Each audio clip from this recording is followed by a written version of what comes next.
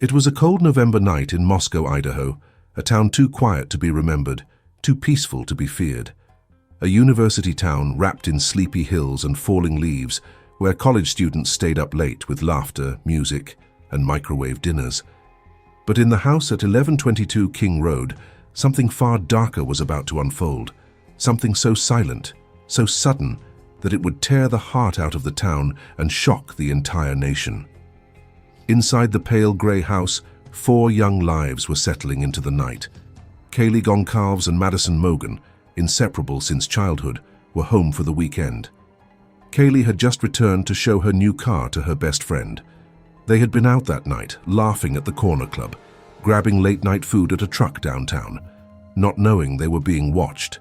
Downstairs, Xana Kernadle and her boyfriend Ethan Chapin had come back from a frat party. They were still full of life, their conversations drifting into the early hours of the morning. The 2 remaining roommates, on the lowest floor, were already asleep. They would never hear what happened next. Sometime after 3 a.m., a figure slipped through the night and into the house, dressed in black, gloved, masked. He did not knock. He did not break glass. He moved like a ghost who knew the walls already. He came in through the second-floor sliding glass door, passed through the home as if he belonged, and brought death with him. In his hand was a combat-style knife, a bar made for the battlefield, and that night it was used with monstrous precision. Xana and Ethan were first. Awake, alert, they must have heard him. Ethan may have fought. There were bruises, signs of struggle. Xana's wounds showed she fought hard, until she couldn't anymore. In seconds, both were gone, but the killer wasn't finished. He moved up to the 3rd floor zone, where Kaylee and Maddie lay in bed. They were found together, stabbed multiple times. Authorities later believed one of them was the true target, perhaps Kaylee, who had mentioned a stalker. But the killer made no exception. He killed both, silently, brutally, and then he walked away. Downstairs, one roommate awoke. She heard crying. She heard footsteps. Then she heard a voice. "It's okay, I'm going to help you." When she opened her door, she saw him, dressed in black, wearing a mask. Only his thick eyebrows were visible. He walked past her and out of the house. She didn't call 911, not yet. She locked her door and froze in fear. Hours passed before anyone realized what had happened above. It wasn't until 11:58 a.m., nearly 8 hours later, that someone finally called for help. "There's someone unconscious upstairs," the caller said. But when police arrived, they didn't find unconsciousness. They found horror. Blood everywhere. Bedrooms soaked in silence and screams that were never heard. 4 college students, murdered while their town slept. The news hit like thunder. Moscow wasn't used to violence. It hadn't seen a murder in 7 years. Now it had seen 4 in one night. Police tried to calm panic, claiming there was no threat to the community. But students fled. Parents pulled their kids out of school. Online theories exploded. People blamed ex-boyfriends, jealous classmates, strangers in the night. Everyone was a suspect. No one felt safe. Then, a clue.